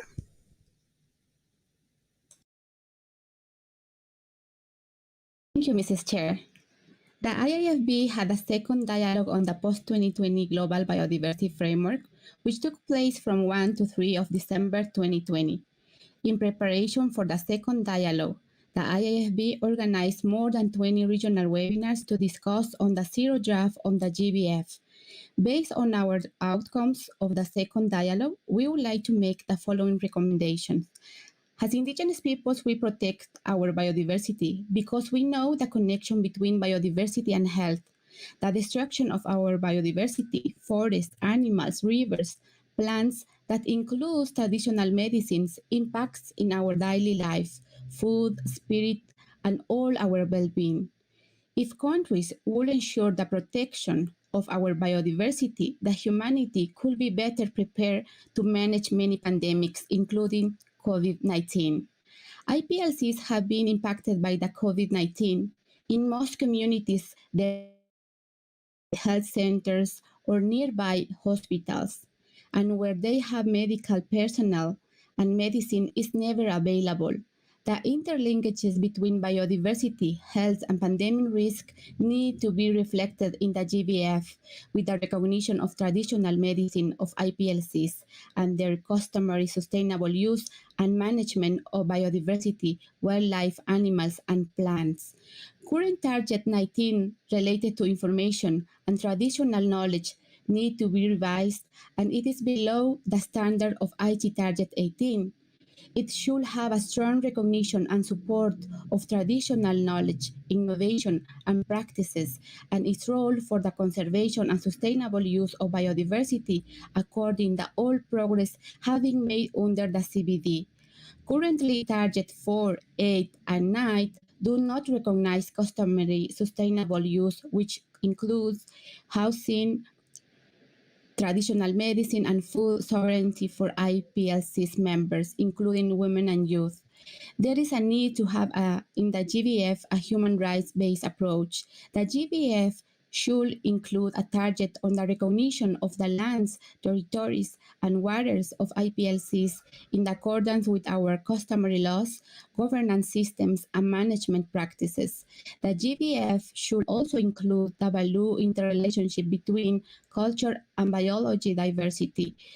We need to have in the GBF strong obligation for parties to protect and restore nature and recognition of our rights as indigenous peoples. In conclusion, we recommend that any recovery plan after the pandemic must be inclusive and should respect our mother nature, our knowledge, innovation, and practices, and our rights as indigenous peoples. A human rights approach will clearly contribute to planetary and human health and a strong recognition to our traditional knowledge in the post-2020 global biodiversity framework. Thank you. Thank you. And I would like to continue with to hand the floor to a representative of the youth, followed by Women Caucus. So Ms. Alexandra Duarte, if you can please raise your hand, and you have the floor. Do you hear me now? Okay. Thank you, Madam Chair. I'm speaking on behalf of the Global Youth Biodiversity Network. The COVID-19 pandemic, which has caused devastation to so many, is a failing of our current unsustainable, oppressive, and dysfunctional systems. All around, we see that the hardest hit are once again those who bear the brand of structural inequality. Inequalities in access to healthcare, nutrition, basic services, and education, among other human rights denied for many of our brothers and sisters. What we need now is the genuine intention to rebuild through massive, concerted, transformative changes for the good of all society, future generations, and the planet. This year has clearly brought to light that healthy societies are underpinned by a healthy planet. It has made many of us rethink our lifestyles to improve our health and the health of our communities. We have placed more value on access to healthy and nutritious food. We have begun to value green spaces, traditional medicine, and nature's potential to heal us physically and mentally. Youth, women, indigenous people, and local communities have much to contribute to an inclusive approach to One Health. To learn from this pandemic means that in the post-2020 framework and beyond, we must recognize the human right to a safe, clean, healthy, and sustainable environment. We must stop thinking in silos and address the root causes of the interconnected biodiversity, health, climate, and cultural crisis. We need to recognize that nature and cultural are inextricably linked, rebuild these connections, and reflect these in the goals and targets. We must take efforts to prevent pandemics from reaching indigenous people and local communities, which pose grave threats to their continued survival, and we must learn from their knowledge and values. They have deeply understood the interconnectedness of people and nature for millennia. We should recognize the key roles, knowledge, and contributions of women in community health, resilience, conservation, and sustainable use. We must address rapid and unplanned land use change, agricultural intensification, and sustainable wildlife trade, and other activities that put human health at risk. We must increase resources invested in the conservation and sustainable use of biodiversity, and we must ensure intergenerational equity in our actions in rebuilding from this pandemic, ensuring that we lay down a foundation that will prevent future generations from experiencing worse conditions. Finally, we must take urgent transformative actions that go beyond building back better. We need to rethink before rebuilding towards a future with more resilient, fair, and sustainable societies living in harmony within nature and among ourselves. Thank you, Madam Chair. Thank you very much, and thank you for keeping the time. I would now like to hand the floor to a representative of a Women Caucus. Ms. Carmen Capriles, if you raise your hand. And you have the floor. Yes. You have the floor. Thank you, Madam Chair. My name is Carmen Capriles, and I am from Bolivia, one of the hotspots of biodiversity, and I'm delivering this statement on behalf of the Women Caucus for the CDB. Ensuring social justice and gender equality is one of the essential principles for a biodiversity-inclusive approach. This is shaping One Health, and we couldn't agree more. Gender differences, such as biological, social, economic, pose a unique health risk for women and men during their life cycle. These diverse roles create different exposures mechanisms to domestic animals, wildlife, and environment. Gender inequalities interact with other inequalities such as ethnicity, socioeconomic class, and age. Therefore, gender differences need to be addressed to better understand the risk, to help develop effective control, and need to address to better understand the risk, to help develop effective control and response strategies to achieve a better impact. Gender plays a significant role in shaping infectious disease response. In the ongoing pandemic COVID-19, glaring gender disparities are apparent, from the additional burden on women that has impacted all spheres of their life, from social, cultural, economic, besides others. The pandemic has resulted in reports of increased tension, contributing to new cases of gender-based violence, including many linked with environment. Health and well-being are basic to enjoyment of human rights, such as education, freedom of speech, freedom of movement, work, etc. Women on the front lines are part of the solutions to safeguard biodiversity, and One Health shows that. They actively defend their land, their territories. They are the keepers of traditional knowledge, including related to natural medicines and the use of biodiversity for protecting communities from diseases. They are nurturers and protectors of the future generations, and warriors in the face of the pandemic as primary caretakers of the sick. Despite their contributions, they are not adequately recognized as right holders and not fully part of decision-making processes. We encourage parties to reflect on some of these elements noted in the SAY document, including acknowledgement that action should be mutually supported and that respect for human rights, including indigenous people and local communities and small farmers, underpin many of the 2030 Agenda for Sustainable Development aims, including for One Health population in which women and girls are key. Let's remember that only wildfires in the Amazon during 2019 burned over 100,000 square kilometers, killing millions of wildlife, destroying whole ecosystems, one of the biggest threats to our biodiversity in the planet. This ecocide must not be impugned. We cannot recover and rebuild back if we do not bend the curve of inequality and injustice, and at the same time address our relationship with nature, including biodiversity. The time to act is now. We hope these aspirations can be pursued within the whole of the post-2020 Global Biodiversity Framework. Thank you. Thank you very much. I would now like to hand the floor to a representative of a subnational and local. I hope you can hear me. Honorable co-chairs, distinguished delegates, ladies and gentlemen, I'm taking the floor on ECLAY, the Advisory Committee of Subnational Governments, coordinated by Regions 4 and the government diseases from unsustainable interactions between human and natural systems. Going forward, we need to redesign our cities and regions to recover healthy national governments currently stand in the front lines of the pandemic and are key actors in taking urgent and concrete actions across all sectors. We take the nature, health, and climate agendas, as well as the One Health approach, very seriously. On the three questions of today's sessions, the Convention can further contribute to a One Health approach by supporting the formal recognition by parties of the action that local and subnational governments are already taking at their level. The inclusion of local and subnational governments in the development and implementation of the recovery measures and approaches will ensure that these responses to COVID-19 contribute to the conservation and sustainable use of biodiversity to build back better. The interlinkages between biodiversity, health, and pandemic risk should be reflected in the implementation of the post-2020 Global Biodiversity Framework, as suggested by the Edinburgh Declaration. For example, by strengthening capacity building and increasing resource mobilization in order to implement nature-based solutions and green and blue infrastructure, particularly through ecosystem-based approaches at the local and subnational levels.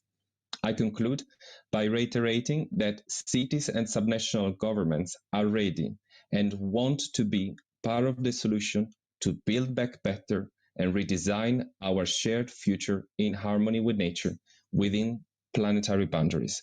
We want to do so in cooperation with CBD parties and through a wall of government.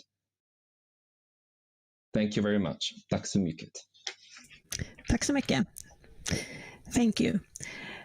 I would now like to hand the floor to a representative of a non-governmental organization for a 3-minute statement. And if you please raise your hand, Mr. Gadir Lamadrid. Thank you, Madam Chair. Can you hear me well? I hear you well. Go ahead. Thank you very much. First, we would like to express our deep solidarity to those who are still suffering from the pandemic, especially those the most vulnerable groups. I'm going to read up this on behalf of the CBD Alliance. To achieve one health for people and planet demands profound change in our behaviors on the basis of our common but differentiated responsibilities. We must return to the basic principles of the CBD and actively enforce them. In recent iterations of the GBF draft, little has changed as a result of what COVID-19 has taught us. The GBF must be fully revised to properly reflect the 3 pillars of the Convention and the rights of those whose lives are most closely intertwined with the health of biodiversity, IPLCs, women, youth, and small farmers. The volume of spending committed for the economic recovery from the COVID-19 that is potentially harmful to biodiversity outweighs the volume of spending beneficial to biodiversity. The GBF must change this situation through legally binding commitments, not voluntary pledges, solid accountability and compliance mechanisms, a strong rights-based approach, and bear in mind one health and one welfare. The pandemic is a result of our overall relationship with biodiversity, but also more specifically of the way food is produced. The intensive livestock sector is not only a leading driver of biodiversity loss, but also significant breeding of ground of zoonosis. It also is a key cause of climate change and associated with a range of social, environmental, health, and animal welfare problems.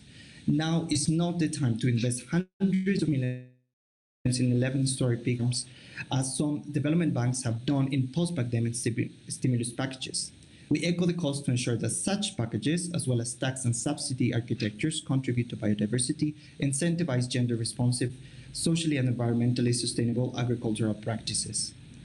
We know that in times of crisis such as these, technologies such as plans for fine-grained biodigital surveillance, application of new biotechnologies, or geoengineering are accelerated and expanded with fresh investment and less critique and oversight. We call on the CBD to continue to play a leading role in regulating new and emerging technologies. The third objective of the CBD and the Nagoya Protocol ensure that when biodiversity samples, including pathogens, are shared between countries and then used to generate profits, the providing countries receive some of the benefits that can result. Many developed countries have freely shared useful pathogen samples and sequence information, then used to develop vaccines, diagnostics, and other treatments. Yet some developed countries have locked up vaccine production and secured more COVID vaccine doses than they have citizens, while biopharmaceutical firms reap huge profits. As a result, many developing countries have been unable to secure sufficient diagnostics, vaccines, and treatments for their citizens. Finally, we hope not to hear more rhetoric of positive actions that will be overweighed by far harmful activities to biodiversity. That simply does not make any sense. Options are available. We need to make them a reality now. Thank you very much, Madam Chair. Thank you very much. So I would now like to continue with IGOs, NGOs, and I will starting with to invite CITES, if you can raise your hand. CITES, you have the floor.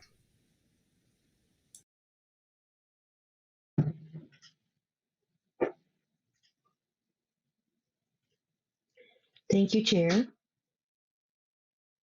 Am I connected?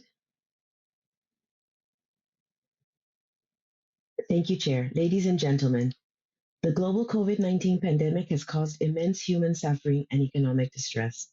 It has also shown that we have neglected the inseparable links between human and animal health and the health of our planet. To help reduce risks and build a more sustainable post-pandemic future, CITES can contribute with its experience and knowledge of international wildlife trade, developed over close to 50 years.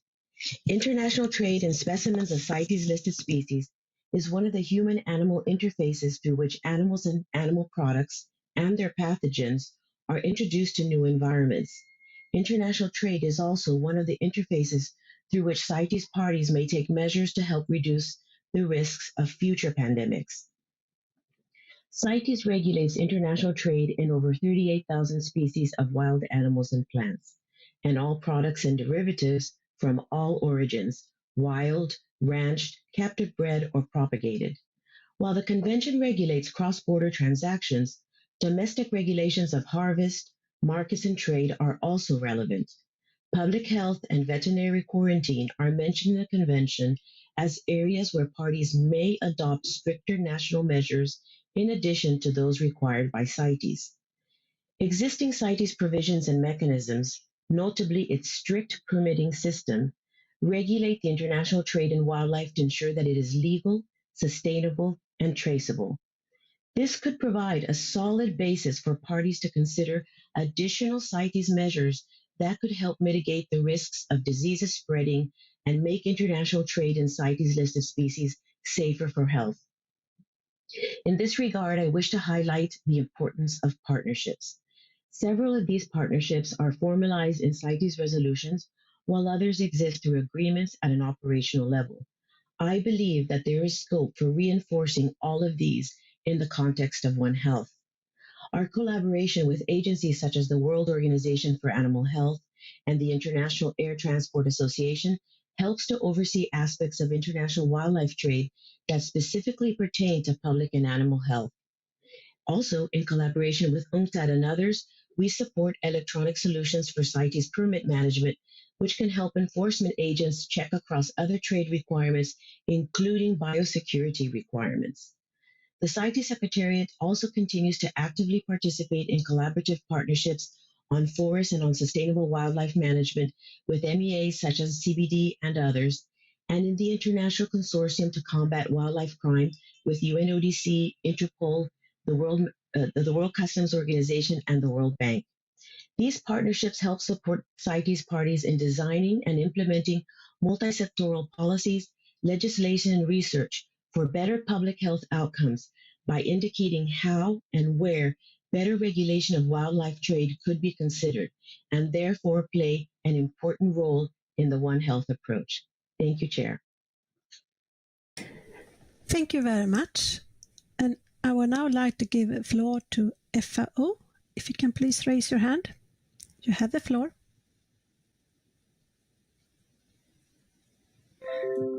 Thank you, Chair.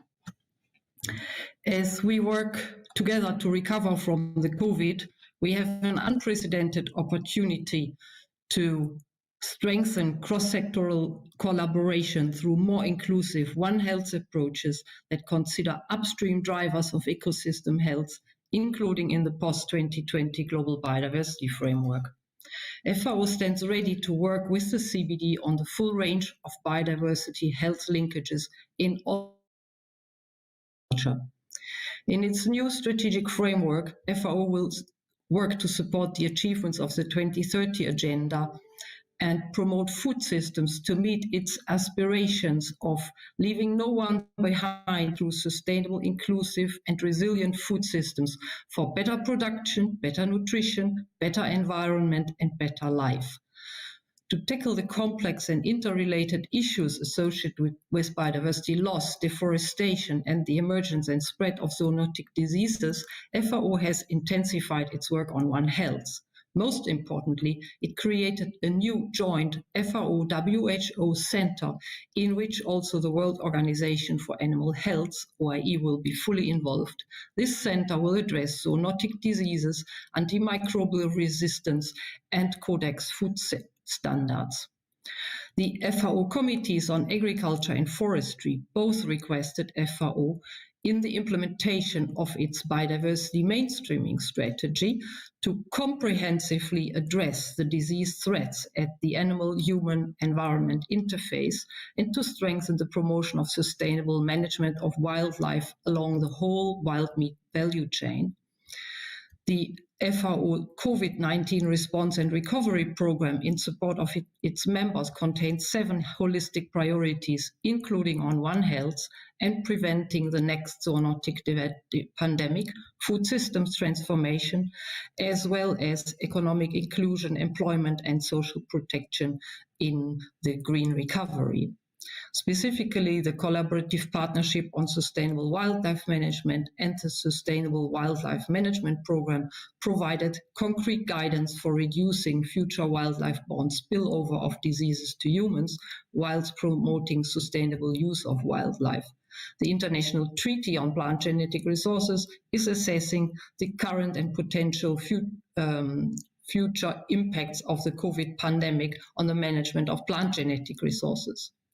The post-2020 Global Biodiversity Framework could consider a specific target on One Health and also develop specific indicators under currently proposed targets, which are of relevance for interlinkages between biodiversity and health. Thank you. Thank you very much. Dear colleagues, unfortunately, we don't have much time left, so I need to close the list already now.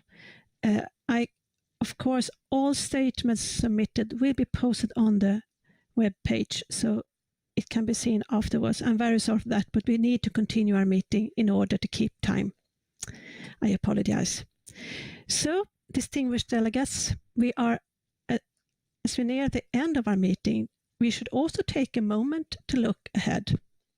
Therefore, I would like to give the floor to China, the host of the 15th meeting of the Conference of the Parties, to make a statement. China, please raise your hand. And you have the floor.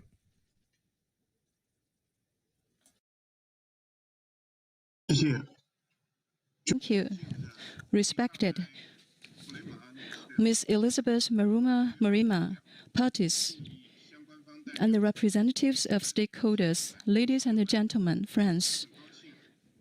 It's a pleasure for me to participate in this special virtual meeting on behalf of the presidency and the host country of COP15. Thanks again to the SBSTTA chair and SBI chair, as well as CBD Secretariat for their great organization. And also, we'd like to thank the Secretariat for guaranteeing the smooth convening of this meeting, which gave us an opportunity to have such a meaningful discussion. In the past 2 days' discussions, we listened to the observations and experiences shared by parties and experts in the field. In addition, experts from WHO and economics were invited to work with us to solve multidisciplinary and cross-sectional issues, particularly the issue of how to incorporate biodiversity into the economic recovery plan after the epidemic. We are very pleased to see that all parties have done a lot of fruitful work, taking active and effective measures to reverse the trend of global biodiversity loss and reduce the risk of future pandemic outbreaks. This virtual conference is a very good attempt with which we can ensure safety while listening to voices from different regions, countries, and organizations. We hope the momentum will be maintained and we can conduct extensive exchanges on more topics and have participation from more parties in both formal and informal ways. I believe that everyone, regardless of race, gender, age, background, or identity, can contribute to the conservation of biodiversity, fairly share the benefits, and jointly promote the realization of the vision of harmonious coexistence between man and nature. Finally, I would like to thank the international community for your continued support for China to organize COP15. As the host country of the conference, we will do our best to provide you with a safe, healthy, and good conference environment. I wish all of you good health and safety. Wish the epidemic ends soon, and hope we can meet in Kunming. Thank you, Ms. Chair. Thank you very much, China. I think we're all looking forward to coming to the beautiful city of Kunming. So, distinguished delegates, ladies and gentlemen, this brings us to the end of our session. Thank you very much for your participation today. I would like to invite the substitute chair to make any concluding remarks. So, substitute chair Hezekiah, you have the floor. Well, thank you very much, Charlotte, and thank you everybody for the cooperation. It's been a very positive and useful session with many statements indicating a lot of things that we need to do, not only to address current pandemics, but also to prevent in the future and to really put biodiversity in the right place in policies, in cross-cutting collaboration with many alliances and institutions to reverse the situation, to prevent the future, and also to really put biodiversity in the right level that it deserves for conservation and sustainable use in the future. Thank you very much for all your contributions, and I hope to see you soon in a face-to-face meeting once this is solved, hopefully. Thank you very much. Thank you very much, Ezekiel. And if you permit me, I also like to make some closing remarks. First, let me begin by expressing my sincere thanks to you all for this thoughtful and instructive contribution to this special virtual session. We set out to maintain the momentum of our intergovernmental process, and I'm confident that we have successfully achieved this important goal. We've heard remarkable range of inputs and perspectives that demonstrate the full range of biodiversity and health linkages at stake, from the global to the individual level. And I was also pleased that so many speakers highlighted the efforts to build back better and integrate biodiversity conservation into the economic recovery plans and policies. Our discussions were not only interesting and lively, they were also very instructive and informative.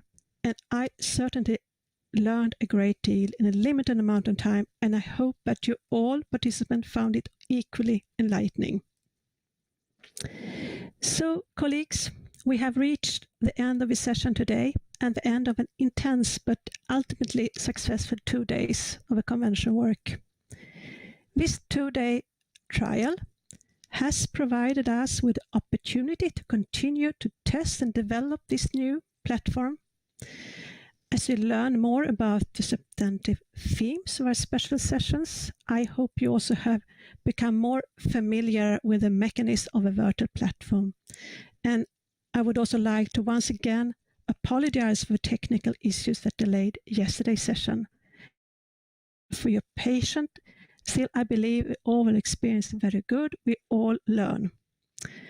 Virtual meetings may play an important role in our future, and I'm happy to see that we all are moving ahead together.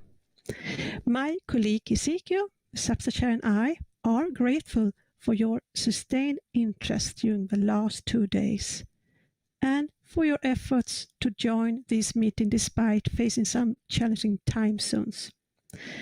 And I believe this rich experience will provide us with a better understanding of what may be in store for us in the future. So, colleagues, allow me to finish by wishing you all a peaceful holiday season and a happy new year. It has been a difficult year for us all, and I think you will agree that we all are all welcome and enjoy a well-deserved break. I look forward to meeting you all once again, both virtually and in person, at our meetings in the coming year. I would like to take this opportunity to thank the Secretariat, the interpreters, the report writers, the administrator of this platform. The joint special virtual session of SBSTTA and SBI is now closed.